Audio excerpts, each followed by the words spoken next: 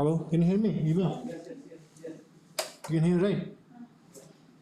So, I think that from Manipur, we have. okay, he left. Yes, sir. That's why you're taking so long. No, anyway, connect. Let me see my slide now. Good afternoon, everybody. Well, today in the era of COVID, we're going across the screen every time. Are we on? Yes. Okay. Good afternoon, everybody.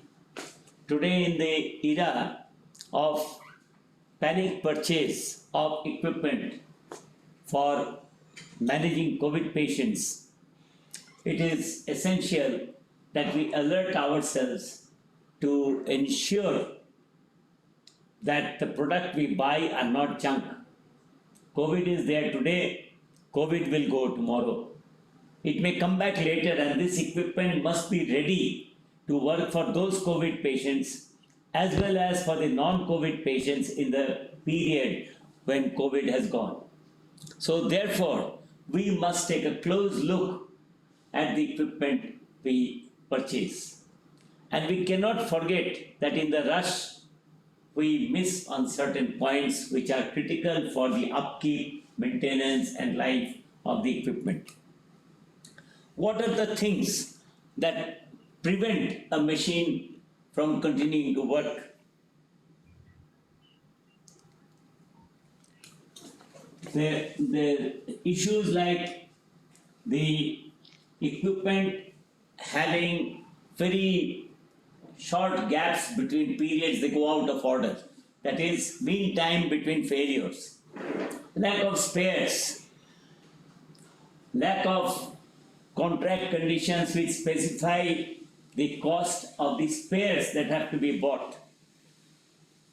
That's specified which equipment would need an upgrade and what will be the cost of that upgrade so that it doesn't become obsolete. Whether it is a software upgrade, whether it is a hardware upgrade, these are issues that have to be checked from the very beginning. So whether we belong to the government sector or the corporate sector or other private nursing homes buying their equipment, we have to know that we are buying the right equipment with the right specifications. So we prepare the specifications according to the standards of that time. What was good 7 years ago today, technology has changed and those equipment have got greater capability and they may also have different requirements, so that the same software is not going to work just because we change the hardware. One of the issues that we see are trying to find out whether the equipment has a support. What is the support? We all know warranty. 1 year warranty. Standard 1 year warranty, before you know it is over. And machines usually don't give a trouble before this 1 year. It is then that the trouble becomes more frequent, and it is at that time we find that we have not had a proper annual maintenance contract. An institution that has got qualified biomedical engineers with funds invested in keeping spares with them, with inventory, they can afford to have simple annual maintenance contracts where the biomedical engineer anticipates requirement of spares, places orders in time, and does the repair himself. The prices for the components are fixed so that you don't have to go for a tender again for purchasing the same equipment again.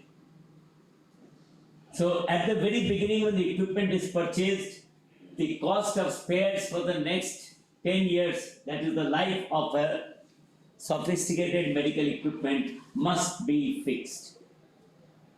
Annual maintenance contracts, you may need, say initially the first year may be very low, 4%, 3%, but every passing year, the company will insist on a scalable annual maintenance contract. Some don't, some do. So it is important that the equipment that we are purchasing should have the percentage of those annual maintenance contracts fixed from the very beginning. It is then only that we will be able to ensure that we can get them without having to, fight for price justification for the cost of the equipment at that point of time. So those of us who are purchasing equipment, we have spares that are going to be needed.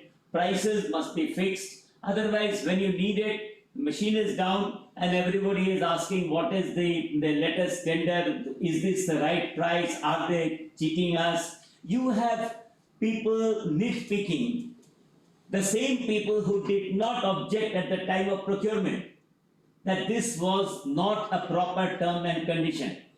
And when you go to procure, they are the first people who will object. And you will find your machine remains non-functional for a long period of time. It is not that we also ourselves are not at fault sometimes. But the fact remains that when the purchase was being made, nobody thought it fit to raise questions. What will be the price of a replacement part? The company says prices have gone up, so I will charge you more. We will say we bought it at a particular rate, why will we give you more? So all these things come up, and if we are having a comprehensive maintenance contract, now that includes the spares, it includes the labor. Normally an annual maintenance contract with not being comprehensive would only involve labor. They will then tell that this part is out of order, you procure, so now you lose time. And it is in the company's interest that they will find fault with, if you have taken your car for servicing, they will tell you, sir, this needs replacement, this needs replacement, this needs replacement. But if it is a company-owned car which is being provided on a per day charge, then nobody talks about replacement of so many extra components. If you go for a side window of the car to be checked, they will tell, sir, clutch also would need some replacement. Or, sir, your brake pads need replacement. They will add extra things. Because it is a labor contract. Now you have to purchase all the components. But if you have got a comprehensive maintenance contract in which the spares and labor are all included, company is now bound to keep it working, but they would not like to waste money on changing things that are actually not needed to be changed. So there is a difference with this. But a comprehensive maintenance contract is costlier, it appears costlier, provided you do a good negotiation at the beginning, this price is actually less. So all of you are not only today being involved in procurement, tomorrow you will go ahead and be in charge of procurement in your government departments, in your private personal hospitals. Now, if you buy many equipment at one point of time, in a teaching institution, I may say, for purpose of teaching, I would like 3 ventilators from this company, which have these facilities to teach, 2 ventilators from this company, which have these facilities to teach my students, give them exposure, and one of this which is unique, but it is essential that the students understand this. Now the companies, 3 different companies are supplying. One is supplying 1 piece, one is supplying 3 pieces, the other is supplying 2 pieces. And they have to now understand that for this, they have to keep sending 1 engineer.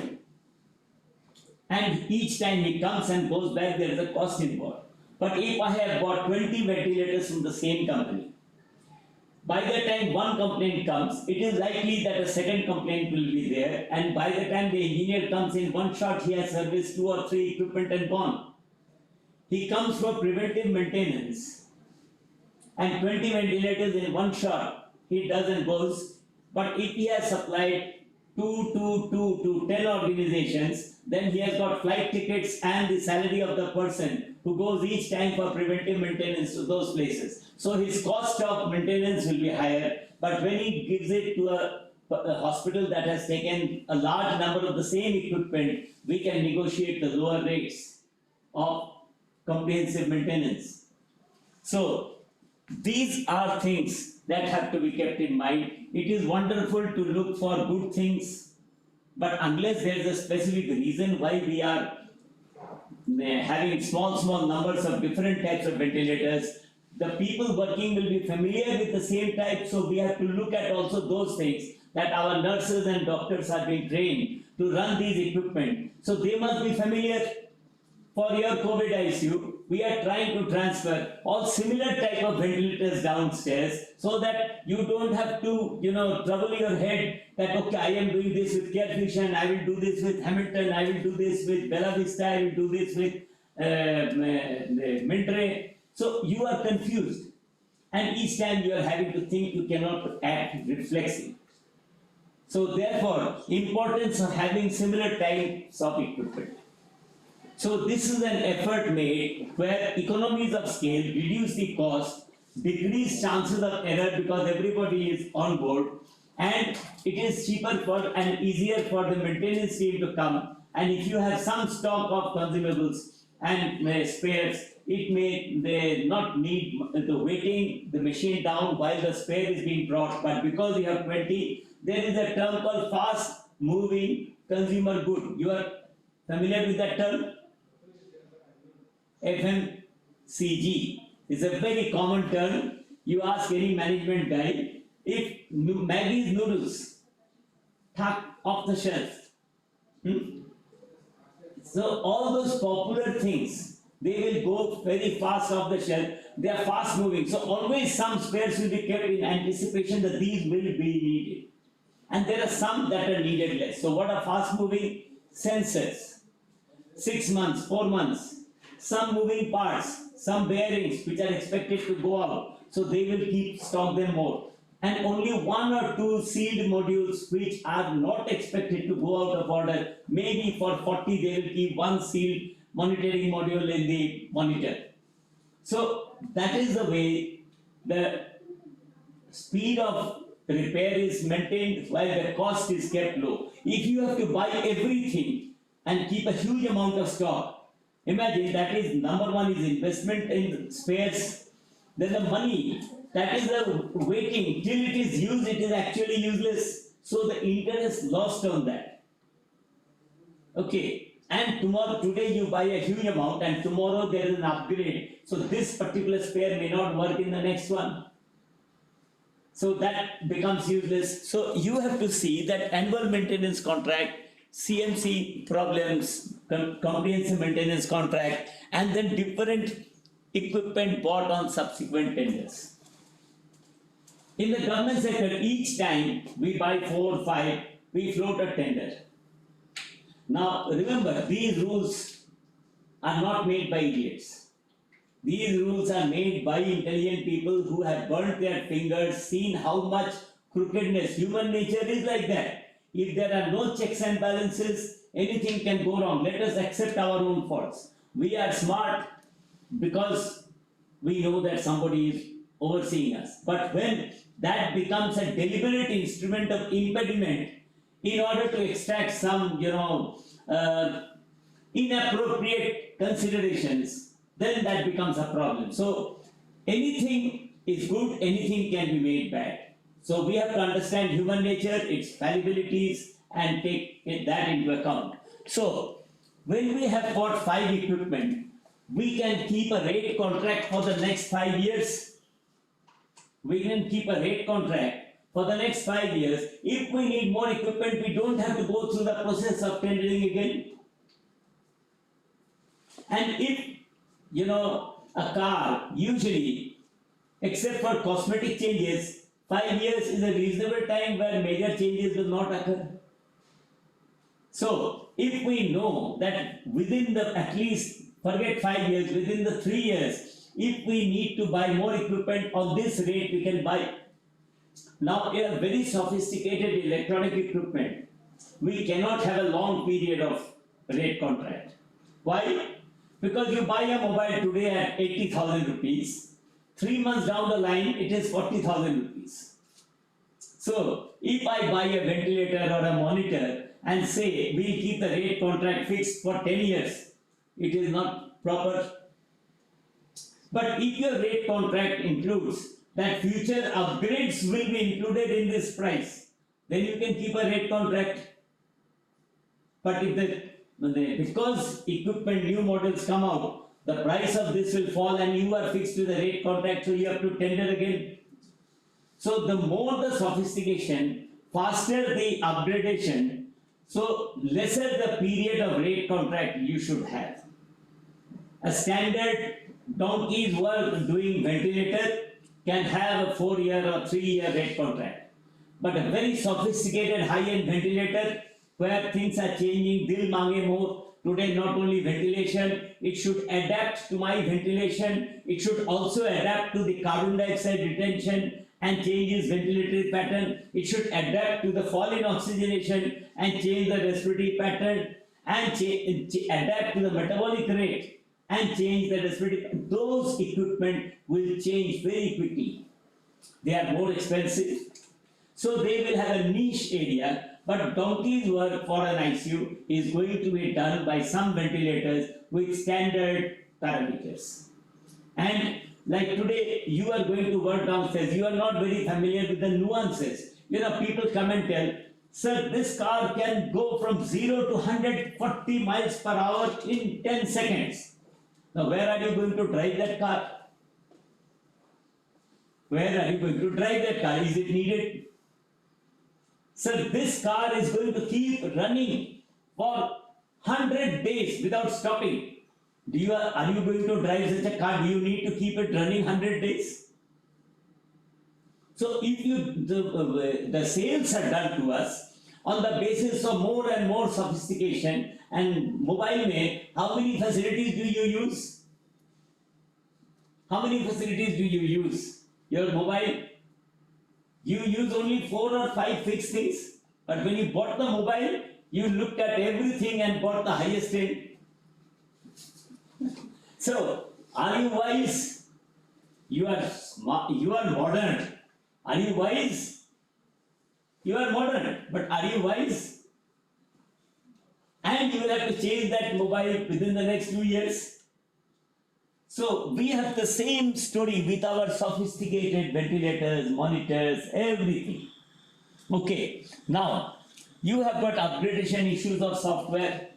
So when you buy, you have to have that in this next 10 years.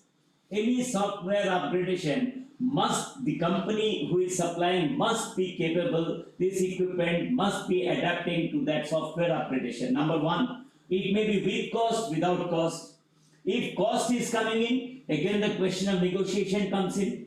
So if you are to have a peace of mind, you say this upgradation will occur without cost, you charge me now. All the companies that are bidding on that. So if somebody says that this software upgradation, I will charge more, he can charge more, but then his equipment will be costing more than the competitor. So each of them know that all companies are having to give the same commitment that you have to upgrade the software without cost.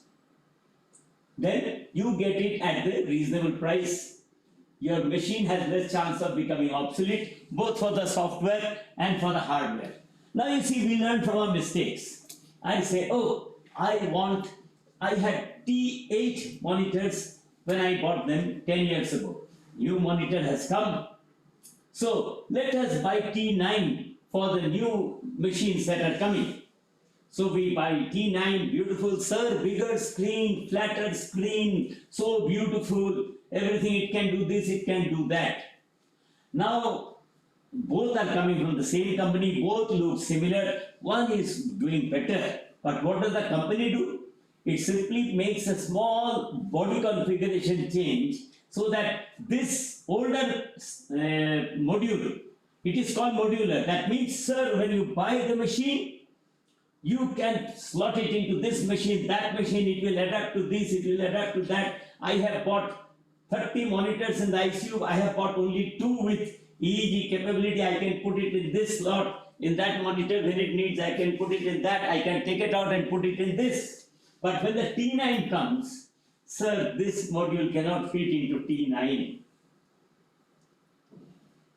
So why did we buy T9? Now I have to buy a new EEG module for that set of monitors, which has been done deliberately. It is not that we needed it. Let us be very clear. You will find that your mobile chargers, they came with one type of adapter at one time. Next model came with a different type of adapter, the charging adapter. Next one came with another type. That simply that slot that goes in. You make it shape from O to C to the oval to anything, and that means you buy costly components after that. So when you buy equipment, you have to ensure that they don't cheat you like this. If your adapters change, you have to give me the adapter. Okay, so the modular, the whole purpose of buying modular was that it will be able to adapt, but we change the size of the slot deliberately. So if your rate contracts and your purchase specification tells that the modules must be compatible, otherwise you have to change the module rack. You have to upgrade my module rack so that the new and old both can work. Okay, so workflow. Now, you are taking a particular monitor. It is too complex to set up. It is too complex to set up. It is too complex to set up, and you find that it takes so much time. If I ask you to change the alarm setting, if I tell you to change the alarm volume, it's a very important thing. Many of you will find that the ICU monitors, at night, the sound is, because everything else has fallen quiet, the sound is very loud. So you should have ease of reducing the sound at night. Otherwise, the whole ICU is quiet, but the monitor noises and the patient tells, I cannot sleep. Please transfer me out to ward. Patient is not stable, but patient is requesting. Patient doesn't know the value of noradrenaline. He only knows that there is noise and he cannot sleep. So the workflow must be simple. Changing the alarm limits, changing the sound, going from one screen to the other, and you want to tell your consultant in the morning, sir, this was this, the finding at this point of time. So are you aware that the snapshot has been taken of that screen? I showed you the other day the EV1000, the screen was having water, the lungs. So previously it was dry, then it had, so if those screenshots are not there, you cannot explain it to the consultant who has come on the rounds. It is only your what you are telling. So, and the time scale. You see, workflow has to be simple. It should be easily taught to the nurses. There is a changeover of nurses. People resign and go. Even you will resign and go. So then the new people coming in must be able to adapt. So the workflow must be simple. Some things have unique requirements. The more sophisticated the equipment, why is it sophisticated? Because more critical information of a fast changing nature, which gives original information like cardiac output, stroke volume variation, etc. And you want it. But then it also implies that you have to respond. The machine gives you the report, but you have to respond to that. So you buy a sophisticated equipment, but you do not provide people. If you do not have people who are going to sit and respond to that work and alter the patient's the parameters, what is the point of buying that equipment? I want to see, we had started CRRT. Our problem was that we were never given a technician for doing dialysis. Not one, forget 24 hours. Now CRRT presupposes I am going to run the machine for 72 hours. So somebody had to be sitting with the machine and watching that how the changes are going on, whether heparin has to be added or not. Otherwise, after 6, 8, 10 hours, the machine used to block. Once it stopped, then we had to change the whole circuit, which is expensive. So ultimately, because our doctors, one doctor on duty with 16 patients, was not in a position to run the CRRT, because he could not give it his undivided attention. Unique requirements of that machine. So if you don't have a technician to look after it, then no point buying that equipment because it will not work. So we gave up the advantages of a CRRT and bought a machine with a sled and plasmapheresis capability. Slow, low efficiency dialysis. So that for 8 hours, 12 hours doing dialysis, achieving 75% or the 60% of what the CRRT was going to do, while the hemodynamic stability was more or less maintained, but it could be done by the resident because he could give 8 hours of time to that machine, and I could put one extra resident for 8 hours, otherwise I will have to withdraw residents from other places which I cannot afford. So, unique requirements of that machine, then it decides which one you would like to use. Upgradation of equipment, as I have already told you, hardware, software. Okay, these are the things to be checked. We look at FDA, CE, we have got many other BSI, BIS, etc. certifications. Sometimes we, even for simple equipment, we insist on FDA. Is FDA really needed for, say, Foley catheter to measure urine output? How much? If I want to measure intra-abdominal pressure with a saline manometer, does that saline manometer need an FDA certification? Sophisticated equipment running for long periods with minimum attention, with sufficient safeguards that it will not kill the patient as and when needed, made to proper specifications, because if the manufacturing process is not good, then your equipment will have more instances of failure in between the functioning periods. So FDA in certain critical areas is important. But CE is, again, it's only a method of manufacture certification. So European CE, American FDA. FDA, there are two types. One is the standard FDA, in which rigorous tests go on for a long period of time and then the certification is given. Then the companies were irritated with the FDA. They have a lot of money. Those said that, sir, one FDA certification takes me 2 years by the time the technology becomes obsolete in many cases. So give us a fast track FDA. We don't have money to run so many FDA labs. Sir, we will give you the money.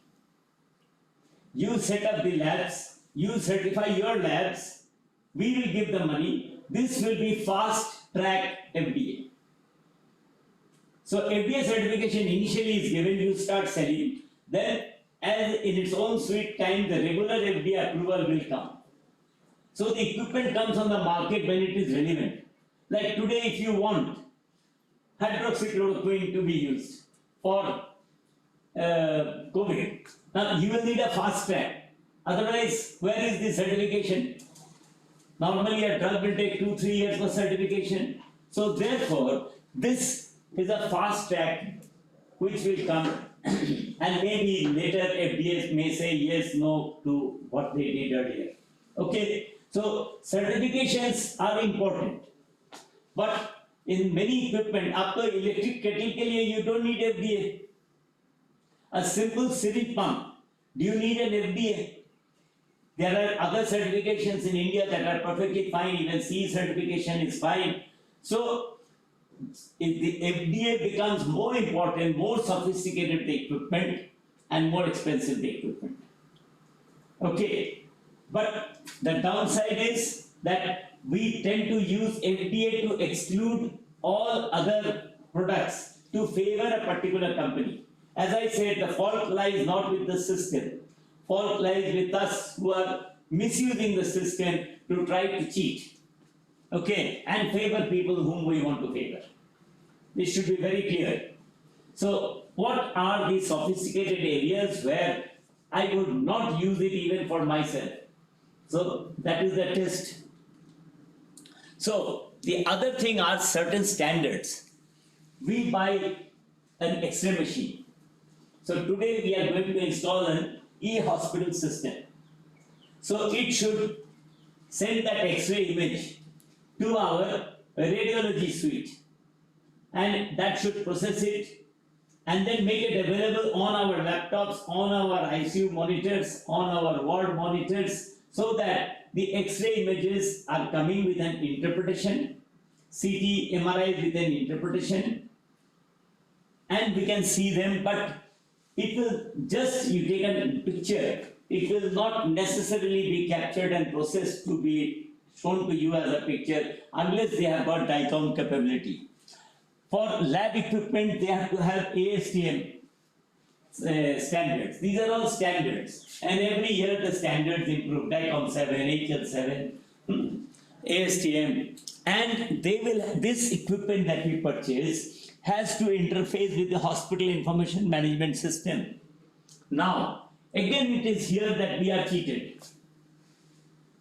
Hospital information management systems, they will sell us, and it is a closed type of system for which any machine that you want to connect to it, they have to pay a license fee to this system. So that means we pay out money every time one machine is linked, one ventilator is linked, one anesthesia machine is linked. The anesthesia machine you see has got a charting system in our department. So this electronic chart will not go and talk to this hospital information management system. If licensing, they say this says, that system, they will have to pay us license before they can connect to our equipment. So then I have to now pay, request the payment. Who will pay? The company says, why will we pay? We have sold you the equipment. You want to connect it, you pay. So when we purchase the equipment, we have to say, now they will say that it is your responsibility. When we have an HMIS, if we have it today, it is your responsibility. If we don't have it, but are going to purchase it tomorrow, it is your responsibility to connect it to my hospital information management system. But then, as I said, some hospital management systems, they are closed in nature. We bought it like a fool, and now everything has to be paid for to link it, and we pay for it. So we say that if it is an open architecture, then your machine must be able to link to my system. Because open architecture, your equipment, that means you are the cheat. You have made a specific program which cannot talk to this without an interface. So it is up to you. So if I have an open architecture system, I should also give an open platform for you to connect. So you will be selling to us, price is included, that you will interface your machine to our open architecture system so that I don't have to pay any further, whether with hardware interface connectivity cable or with the software. It will automatically connect to this. If people need to come and connect it, you will pay for them, they will come and put it in my system. Okay? So you save money at that point of time. Otherwise, everything will continue in writing. Nothing computerized. So those are licensing issues. You pay for license because they charge for 10 users, for 100 users. How many residents we have? 500? 300? So if you have 300 residents, then 300 users, so many consultants, so many users, and then more residents come. So your licensing costs go up. Okay, and therefore the other thing is these equipment are being used in operation theaters, in ICUs. So in the modular OT, everything that goes into the HMIs must be capable of interfacing. Today is the era of interfacing.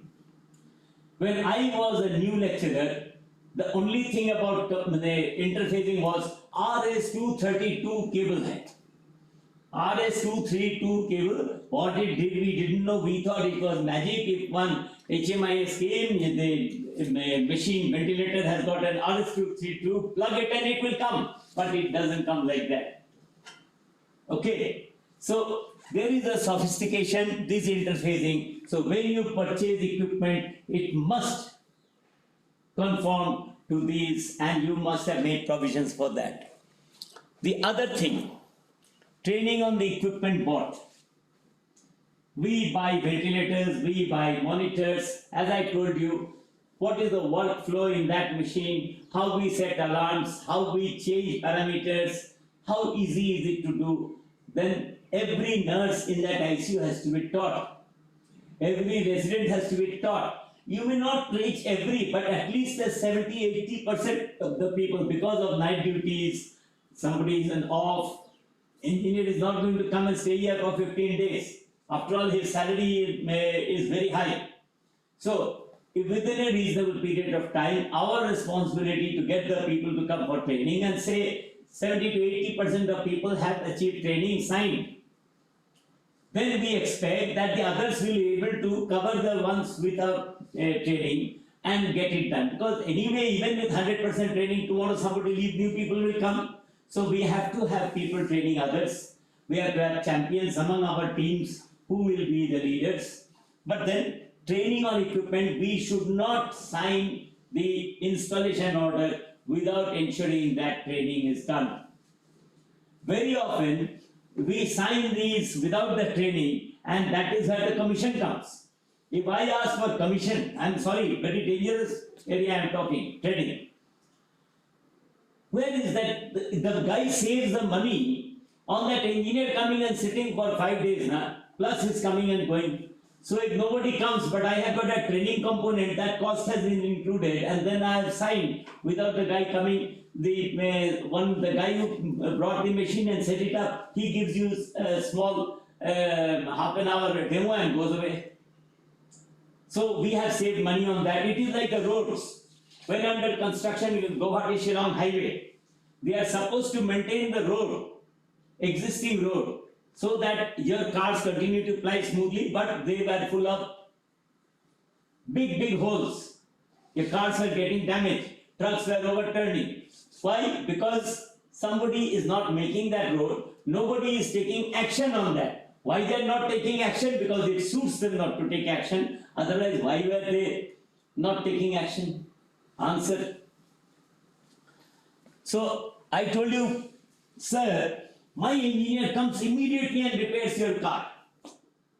My engineer, your machine is down, he will reach you within half a day. Fantastic service, sir, is it? And then tomorrow morning again it goes down. Again he comes within 6 hours and repairs your machine. What good is that machine that keeps going down? Our friend told me he will not dare to drive to Pokhara in his car 2 years down the line, right? Because he is afraid that there may be a failure en route. Okay. And 10 years down the line, I am still going to Pokhara and coming, Darjeeling and coming. Why? I am not having that mean time between failures. It is not short, it is long. So less chance of the machine going out of order. If a machine is good, now look at the corollary of the cars. They used to give you 1 year warranty and then you pay extra, you have 2 years extended warranty. Today all good cars are coming with nearly 4 years warranty. Why? If your machine is good, why can you not give 4 years warranty? Why not 3 years warranty? So we buy on 5 years warranty.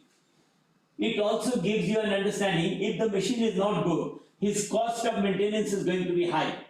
So you will be able to have a machine that is going to give you a trouble-free service of 5 years unless there's some cylinder falls on that or somebody drops it from a big height, something, or somebody plays prank with it. The machine is not expected to give trouble. Our monitors you saw, 10 years we have bought, and it is only in the 10th year that 2 monitors have given trouble. That means with a huge number of monitors in our hospital, if only 2 have given trouble, that too in the 10th year, that means mean time between failure. It is very important to know what is the, so any equipment that has got a frequent short interval between failures, you should not buy that type of equipment. So you track how many times your machine went out of order, what interval they went out of order, how long they worked after repair. The guy comes and repairs and something else goes wrong. Again he repairs and something else goes wrong, or the same thing goes wrong. So it is a poor quality equipment. So mean time between failures and therefore the uptime. Now more critical the machine, more uptime should be the system. If I talk to you about the hospital information management system, and I say I am quoting a lower price, sir, my equipment is 99.99% uptime. The other guy says I am, sir, 99.999% uptime. You say 99.9% uptime is good enough. You agree or not? 99.99% uptime. Agreed or not? Agreed? 99.99%. But that point, not 1%, in 365 days, into 24 hours, into 60 minutes, how many minutes is it? Now you may have some 40, 50 hours per year. Okay, now imagine the OPD, your system is down for half an hour. What happens? All hell breaks loose, you can't do anything. So you would prefer something with 99.999, the lesser amount. Then we say peak time, the machine failure rate will be permitted even less. The rest of the time should come in the off-peak period. Otherwise, peak time is going to keep failing. And then they will say, sir, aapko to main 99.99 de diya. Even in that 99.999, there is a smaller percentage for peak time and a bigger percentage of failure for off-peak time. Okay. So warranty extension, you should get as much as we buy at 5 years warranty and 5 years comprehensive CMC. Okay. So the other important thing is, most of the time we purchase equipment from vendors. American companies, European companies manufacture the equipment, but those white-skinned people are not sitting in India. The guys who manufacture the equipment are not sitting here. So they have a vendor over here. They employ a vendor A today, very well-known vendor, Indian company, who is going to sell their equipment to us. They get their commission for the selling. They will maintain the equipment for us. We have the contract with that vendor A. Now the very big company, Swiss company, American company, European company, Chinese company, and then today that vendor does not work to their satisfaction. They kick out their vendor. But I have got a 10 years contract with whom? With the vendor. Now they have kicked out the vendor, and whenever we go, any other guy, they say, sir, oh vendor. So now you are stuck. Your vendor has been changed, and they say, sir, we can't find a good vendor. So your contract must ensure that though you are having a 10 years warranty with this particular vendor, the original equipment manufacturer must sign that in the event of a change in vendor or the vendor disappears, because the vendor was appointed by them. They did a diligent study and said this was a reliable vendor. So we bought on that implicit trust. So if this vendor disappears, the contract must include that the original equipment manufacturer will be responsible for making that, running that equipment. If necessary, he will appoint another vendor, or he will do it directly, but it is his responsibility. Otherwise, he will be left high and dry with a sophisticated equipment. Okay, so spares. Acha, here there is a penalties. Now penalties should not be too low also. Too high also cannot work. But if you have a small penalty, performance guarantee, there is a thing called performance deposit. Suppose I have bought a product worth 2 crores and I have a performance deposit of 10 lakhs. In industrial parlance, 2 crores means they have got at least half a crore of profit. So they will tell you 10 lakhs. Keep it, sir. We don't care. You keep it. It is costlier for me to send my engineer with spares and repair your machines. So it should not be so low that the company can afford to forego the performance deposit. If it works, fine. they are taking credit. If it does not work fine, then they will say thank you very much because the performance deposit is too low, say 5 lakhs. So if it is too high, then nobody will come. They will say it is not feasible, not workable. So but you have to have the specifications for penalties, and then they will come and repair it after 7 days. So at the time when you purchase the equipment, what is going to be the downtime? Downtime is how long the machine was down. We had a blood gas analyzer.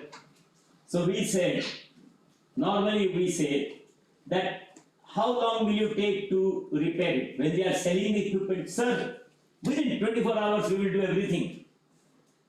But they really cannot do it within 24 hours. But they are quoting unrealistic things. So if you have a machine that is not repaired, so try to have a realistic downtime. So when you make your specifications, the downtime must include, we are in a northeast corner of the country. The guy will have need to come, see, understand, then maybe get spares. So if his downtime is more than the period that he is committed to, then you extend the warranty period by double the downtime period. So what happened, we had this particular company with a less than good quality equipment. He supplied us the equipment and then he started having downtimes.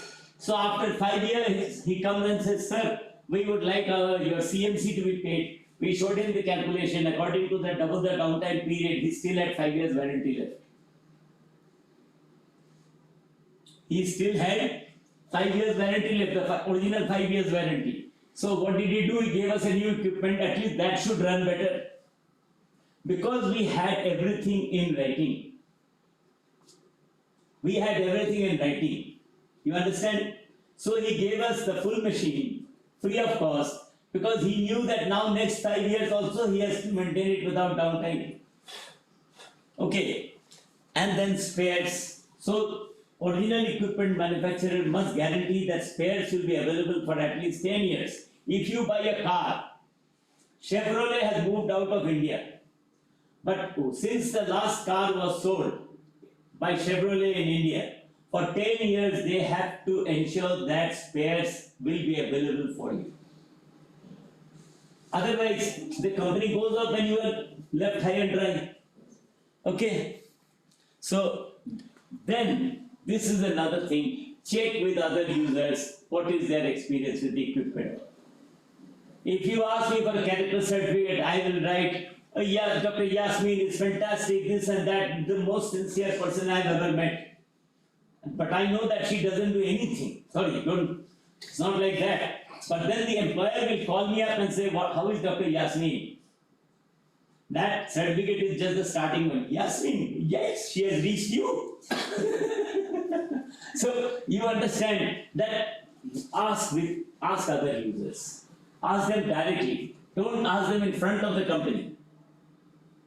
One of the reasons our functions as a demonstration unit, people are anxious to sell to us is, we have a direct phone. They call up and talk to any of the people on duty, ask them how the machine is working.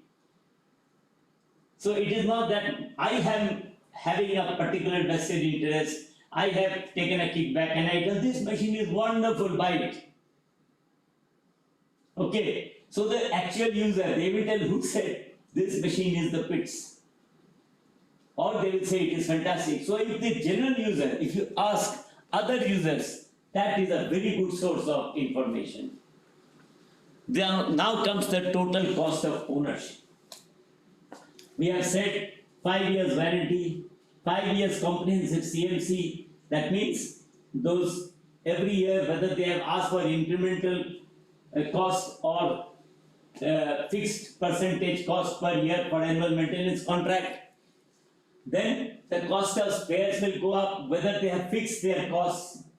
If they have thought that my spares cost will go up, they have added a slightly higher cost, then it may, when the total cost is calculated, how many times the spares were needed. Yeah, our monitors did not need any spares replacement in the whole of 9 years. Only 2 needed in the 10th year. Motherboard. Now the cost of the equipment, if more was needed and I had to purchase them, then that is the cost of that equipment. So if I don't have to pay, then that is so. My warranty cost plus the number of years I am paying and cost of consumables. Sir, my machine is fantastic, but it needs filters, this, that, which you have to purchase because the virus is coming, you want to trap that filter in the filter. So that filter has to be changed every 6 months explanatory report or every 6 weeks or every day. That will add to the cost of the machine. After all, you are running the machine without virus coming out now. So the cost, total cost of ownership includes all these consumables that are used in the running of the equipment. Okay, if the ventilator circuit needs to be changed every day, that is the cost. If it needs to be changed every 14 days, Fisher and Baker, that is the cost. If it needs to be changed every 28 days, the Hamilton circuits for the different category of ventilators, then that is that for that. So, what is the cost to the patient? What is the cost to us for procuring and running? So that will come out in the cost of the consumables. Then there are certain equipment like hypothermia. After cardiac arrest, you have not seen it.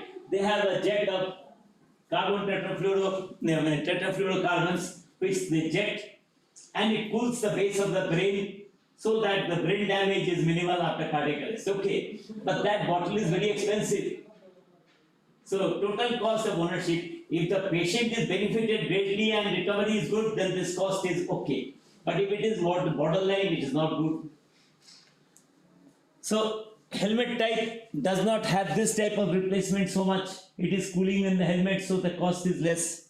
But maybe the original purchase price of this may be more. So total cost of ownership is made up of different components.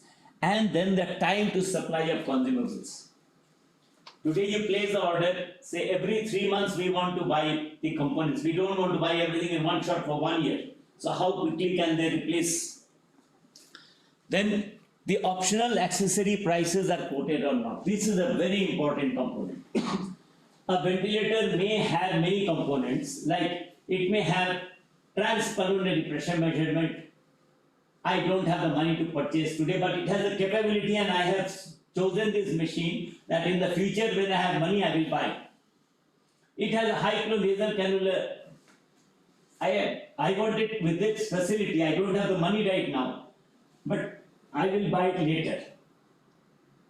It has NIV facility. Like these different facilities are there, but I should have the prices quoted separately. Otherwise, in the government sector at least, you cannot buy a component, you have to re-tender. Then how will people tender for a fixed company? If it is a company specific product, you can't have 3 people quoting. So the price has to be quoted from the beginning, otherwise later on, I have to buy a new ventilator with the new prices for those transpulmonary pressure, for the high flow nasal cannula, adaptive support ventilation, like this. So whatever are the expected upgrades, we must have the prices quoted at this point of time. And we are told these costs will come together and then value on returns. In the corporate hospitals, they buy usually ventilators that are less sophisticated than us because they are basically bread and butter equipment. Bread and butter equipment which 80-90% of the patients will need. Okay, maybe 1 or 2 they will buy more sophisticated when the charges will be more, but most of the others they don't want to invest upfront on expensive ventilators because they want profit. Our aims are different. Our aims are you come for particular specialties and you will need to know the more and more sophisticated techniques. So we may invest on more sophisticated machines, more variety of machines. In the corporate, they may buy 100 of the same type of ventilator. We may buy 5, 10, 20 of different types, each groups. Okay, so the commercial may value on returns. For us, teaching and training, so what are your priorities? You have to decide. Then, low value non-critical equipment. As I told you, simple syringe pumps, etc. But the same syringe pump if you have to use 5 syringe pumps, you have got electrical outlets. I have got 10 electrical outlets per patient. But then if I have 5 syringe pumps running and 5 cables going, then 5 sockets are already used up. One monitor may have 2 sockets, one ventilator may have 3 sockets, one for the humidifier, one for the compressor, one for the monitor. So you are needing more. So when you expect that your ICU is of a level where more equipment are going to be used, then these syringe pumps, they come stacked. You can have one cable and all of them can run with that. So one socket is only used. Okay, and they have a docking station. So all of them, and then you can have certain sophistications added to the ones we have over here, in which they can be programmed to run automatically. That is called target control infusion systems. Okay, so depending on your requirement, low value for simple syringe pumps where you don't expect that so many patients will need this. Some you can buy even without your FDA certification. Okay, so your manufacturing standards have to be satisfied, etc. So again, I am buying an equipment. How critical is the information to the management of the patient? If my ICU is not doing many things which are otherwise important, like a neurological case where the patient needs a monitoring of his function, and when we are doing a tracheostomy, if my colleagues used to originally do tracheostomy, give 100 microgram of fentanyl and the shot of propofol maybe, and they should do the tracheostomy. And the patient is have tachycardia, blood pressure rise, and in the patient with coronary artery disease or an intracranial lesion, these would be harmful to the patient. So when they started using some of these equipment, they found to their horror that they were actually underdosing the patient. Patient was having pain, and therefore then their dosing nearly doubled. So imagine how critical is that information. Does it change your practice, or is it nice to have, or look sophisticated? Right? So how frequently will we be using these parameters? In a year once, okay, we will give all the high doses and ensure that the patient does not have pain. But if it is a regular affair, we will not be watching the patient so closely. We will be relying on reflexes. So then we would prefer to have this monitoring. And the other thing is, do we need it in every equipment? When we are buying monitors, I told you in the beginning, if I buy an EEG module, I don't need it on every patient. But this patient, I want to find out whether the patient is going into brain dead category. So I take that EEG module and fix it in this, I can do it. Another patient I want to do, I can take it out and put it there and do it. So 1 or 2 modules is more than enough for my 30 beds. So some monitors cannot read the advanced modules. So you have to know what is your equipment. And the sensitivity and reliability under adverse clinical conditions. Pulse oximeter probes, BP falls, and the pulse wave is not good, it does not give a reading. It does not give a good reading, not a reliable reading, waveform is not good. So, but patients who need that monitoring are when they come in shock.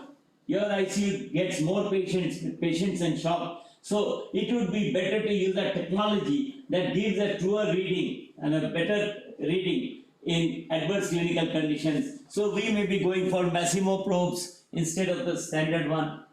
You may have a side stream analyzer, main stream analyzer, or a micro stream analyzer for PTCO2. Now in the operation theatre, when you are using a side stream analyzer, you are having a soda lime absorber and moisture is coming up from that. So they tend to block the lines in the side stream analyzer. So you'll have to change them frequently sometimes. In the ICU, if you have a mainstream analyzer, then you have to recalibrate anyway, but you don't have to change them every time. You have seen it is a simple piece of probe where water you can clean with the alcohol swab and it goes. And in a pediatric patient, in a neonate, this side stream aspirates a small amount of air, gas, from the patient circuit. So in a neonate, that may be a large percentage of his tidal volume. Suppose the child is 2.5 kilos and you are withdrawing 6 ml per kg. Or you are ventilating with 6 ml per kg. So how much is the total volume? 15 ml. And if the side stream is aspirating 2 ml or 3 ml, 3 ml is 1/5 of it, 20% of it. So that may lead to hypovolemia, hypoventilation in that patient. So you have to see what are the type of patient vis-a-vis the equipment you are purchasing. You may want to use a microstream. Then how frequently are calibrations needed? If it is needed every half an hour, every hour, you will really get pissed off with that machine. Right?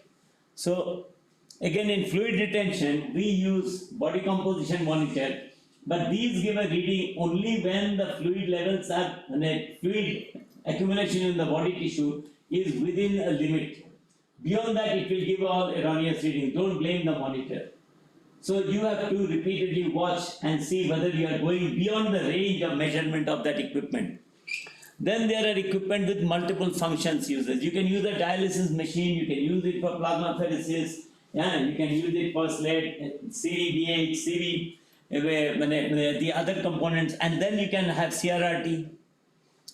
You can use it to remove drugs, you can use it to remove toxins, and you've got the cost of the consumables for each of these.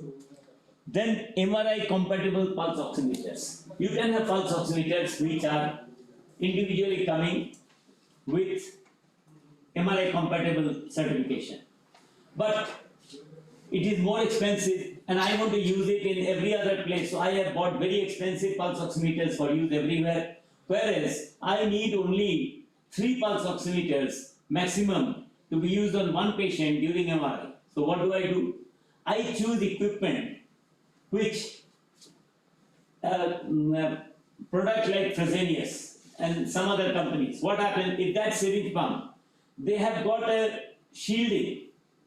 So you can put 3 syringe pumps inside that box and lock it. And the standard syringe pump is going to function as an MRI compatible syringe pump. And when the patient comes back, it comes back with the syringe pump, it does not remain there. I don't have to keep an expensive syringe pump stacked up in the radiology suite when it can be used in other places with the same patient.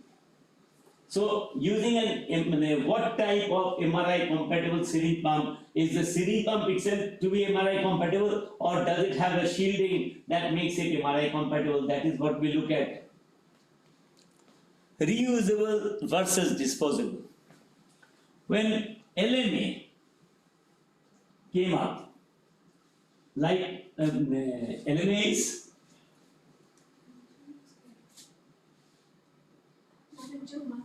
so when LMAs came up, laryngeal mask airways, you were inserting it and it was disposable.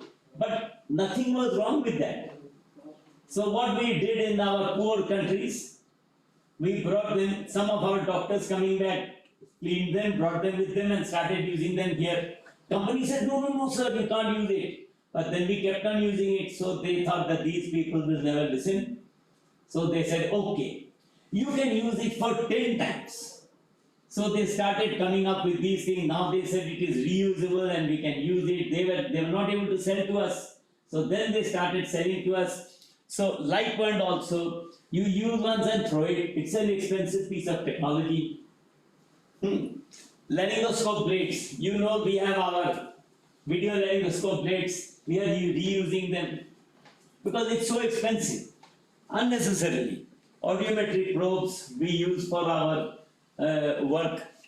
So all these things, we can reuse many of these components. You have to find out which are the methods of sterilizing them. Whether it is ETO, whether it is plasma sterilization, whether it is steam sterilization, ambu bags, you can clean them, sterilize them. So these components need not be thrown away.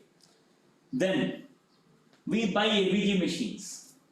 You were asking today about ABG machines. Now there are two types where you have got a high frequency of usage. We use them in which the liquids are used, calibration fluids, etc., and the cost is coming down with high usage. But there are some, and the cost of the machine is high. But because the running cost is lower, we would prefer to buy these big machines, but they need a trained technician to run it.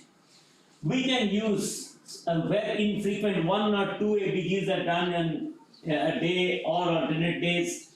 There, we may prefer to use cartridge-based solutions. The single cartridge may be costlier, but the machine itself costs only 2.5 or 3 lakhs, whereas the other machine will cost 20 lakhs to buy. And the number of cartridges used are less. So I just, if it is infrequent usage, we use the cartridge-based solutions. If it is high usage, we can use the other bigger machines. Lactate. In our ICUs where you get patients in shock and serious patients, lactate measurements is important. The problem with lactate is, if you do not get patients which are having a large number of patients in shock, then lactate measurement is not needed. But lactate reagent has a problem that it has got a short shelf life. It is more expensive. So more expensive, shorter shelf life in an ICU, in a corporate sector where patients are actually not that sick. Our patients come to us, they are very sick. Nearly 85% of our patients are on ventilator. Whereas the 15% or 20% of the patients might be on ventilator in some of the corporate ICUs. So there the lactate, you will find they would not like to keep cartridge lactate. Why? Because they are having to pay for a costly thing which has got a short shelf life. For us, it is useful because we are getting useful information and it is finishing within its shelf life. Okay, so you have to see how frequent is the sampling, what are the requirements in your ICU, then only those APGs are done on that basis. But you will find there is a huge list of things in that APG. So if your solutions are being used, calibrating solutions for that, and you are going to do, now you wanted to do only a hemoglobin, and the full test will come and you will charge the patient 350 rupees even in our hospital. So instead, if you did only for hemoglobin, the reagent used would be less. If you needed only sodium, potassium, chloride, and no blood gases at that point of time, the cost would be less. If you needed only the blood gases without the electrolytes, then the cost would be less. So can the machine, with the very ease of switching buttons, give you your selected options so that the cost is brought down?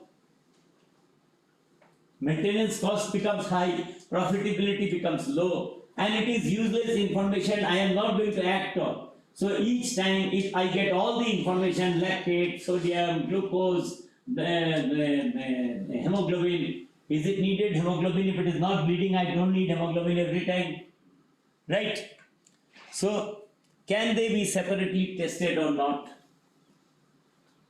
Ventilators, very interesting. We are buying ventilators, they'll mange more sophisticated, more happy we are, then we don't know what to do, how to do. We said, sir, when the patient is coming off the ventilator, I would want to keep the patient on CPAP for a period of time. Yes, I would like to keep the patient on BiPAP for a period of time. But what is the cost of your ventilator? 35 lakhs, 30 lakhs. So, for the simple mode of CPAP and BiPAP, would you like to keep the patient on the same ventilator or replace it with a simple ventilator which costs 5 lakhs or 2.5 lakhs, only CPAP, only BiPAP, so that you are able to treat 10 patients, of whom 6 are on CPAP, BiPAP, and only 4 are on the high-end ventilators. So your cost is down. Okay, so you have to decide which type. Now they are saying high flow nasal cannula. I mentioned this thing, you put a cannula inside and it gives a better performance when the patient is being weaned off, especially from the ventilator. So instead of going back on ventilation in a nasal prong, it is a special nasal prong that uses high flow and the patient may be okay for 2, 3, 4 hours and then take off from the machine itself. Now, but if you keep this high flow nasal cannula on the main ventilator, then the main ventilator is occupied, you are giving high flow nasal cannula, but high flow nasal cannula ventilators come as standalone also. They are cheaper. So if I don't worry about keeping high flow nasal cannula in the main machine and I keep it only in the lower end machine, I will be able to get that result with a cheaper solution without affecting or compromising on the quality. Agreed? So I talked of multiple portable equipment. When we buy, weight is important. Never be taken in by that picture. You will find that slim lady carrying the defibrillator pacemaker with her like this. I think the moment it reaches that point, cut, and she nearly drops it, or some people help her to hold it. Okay, because these equipment, you have to see how much they weigh. Can you hold it comfortably? So 2 kilos, 2.5 kilos, 3 kilos, 5 kilos, you have to know the exact weight and see whether you can hold it. Number 2, all portable equipment can fall. All portable equipment can fall. Therefore, they should be able to resist damage on falling. After all, portable is portable. You don't drop your mobile. Why do you invest in Gorilla Glass? So you drop portable equipment. So they must have the drop test. Usually we are happy with 6 feet drop test, at the bare minimum 3 feet drop test. Okay, then they are portable. You may, if you are talking of transferring your patient from here by a helicopter to Guwahati to be taken to some other place, it should be able to plug into the helicopter's current supply system. It should be able to function properly at higher atmospheres. Same with ventilators. So those are important, and drop test, better the quality, higher the price. So drop test, if you make it mandatory requirement for all portable equipment, then third rate equipment will not come in. If the drop test has given you a warranty, it includes the drop test. So if something falls, they will have to replace it. So you are safe with your money. Okay, and battery life. Bigger the battery, heavier the machine, more expensive. So you have to see what are your requirements and whether that adds to the weight and whether it is reasonable or not reasonable. How much time it takes to charge? Does it have a high power charger? ICU beds. One of the most important things we need in an ICU are the weight of the patient. Previously, we didn't realize it was so important, but then when we realized, we take the weights of the patient. So, weighing bed is very important. If there are electronic weighing beds and electronic movements, and battery backup has to be there. And during transfer, when you are taking the bed to the radiology suite, etc., it should have the capability to, if the patient was having a cardiac arrest en route, you press the button, CPR mode comes up. If the patient was having respiratory stress, you make the pack higher so the battery backup must be there. The other thing is that if you have the requirement of doing CR, if you don't invest on CR compatible beds. Because you may buy one CR compatible bed if you really need it. Otherwise, rest of the beds can be normal. But if you are in a hospital where procedures are performed under CRM, etc., you will have a CRM compatible bed. Okay, and sometimes patients are very restless. They will get out of the bed and start walking because cerebral hypoxia. He has stripped off his clothes and he is trying to run away. So when these patients move to the edge of the bed and are about to come off, when the nurse is busy looking after 2 patients, alarm will go off and you can stop that patient. The other thing is sometimes individual wheels have to be locked. Well, you really have to go around the beds, the ventilator is there, monitor is there, drip stands are there. So if one lock locks all of them is good, isn't it? Then cleaning. You clean, but we really very often fail to clean the bottom. So when you buy beds, etc., which have a lot of joints in them, you should have a dry steam sterilizer. As a part of the procurement system in the contract, include one steam sterilizer for all the beds together. So that you can clean it. Just wiping will not clean everything. Okay. So now with the COVID, it is brought home to you more that each surface can have fomites, and if the joints may secretions gone in, you have not been able to take it out. So this dry steam sterilizer will take it out. Okay. So monitors. We talked about monitors, but the important thing is they will tell, sir, our has got a transport monitor integrated to the monitor. No point buying them unless your ICU monitor and your OT monitor are sharing the same platform. So if I take that down to SICU, we have got Mindre monitors in the OT. So if I take that monitor, it will only give me information while I am going down. But once I go down, and I cannot slot it into the machine so that the data automatically transfers to that machine. Past 2, 3, 4 hours data will not transfer to that machine. Okay, so the transport monitor is good. It is best when you have the same monitors in the OR or ER and in the ICU. But otherwise, it is only good for monitoring the patient. That any monitor can be used. You don't have to have something model specific for that monitor.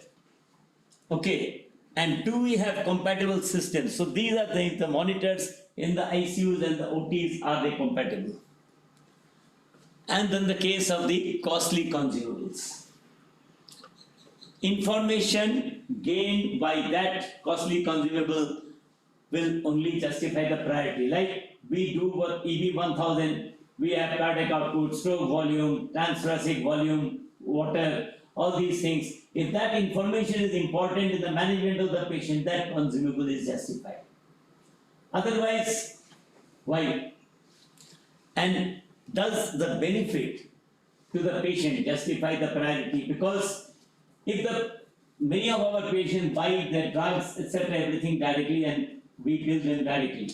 If they have no money to buy antibiotics, is it appropriate to use a good to have consumable for monitoring the brain activity or the depth of sedation, but the patient cannot buy the antibiotics because we have used up the money there? So we have to see whether the benefit justifies the priority, and the other thing is the system in place to ensure timely availability. That day, that patient, we had the system in place, we could provide it to the patient, though the patient did not have the money at that point of time. So timely availability, time is life, time is brain. If it is not done in time, it is not going to help. So, and then do we have a system in place to assess the utility, the benefit, the cost benefit ratio, risk benefit ratio, etc. This is very, very important. Okay, so this is as far as an introduction to you. You may have queries, you can ask. Too long a lecture.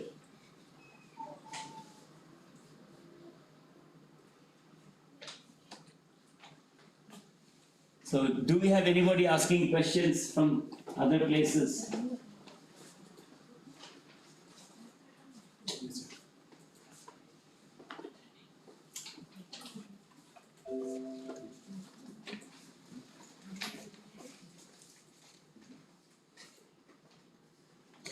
Yes, any questions?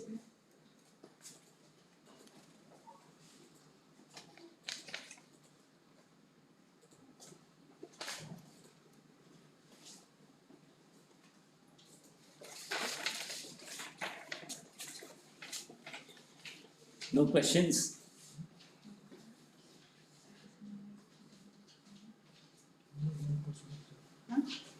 You have any questions regarding equipment? Okay. Thank you. No other questions, will switch off. No questions from outside? No. Thank you.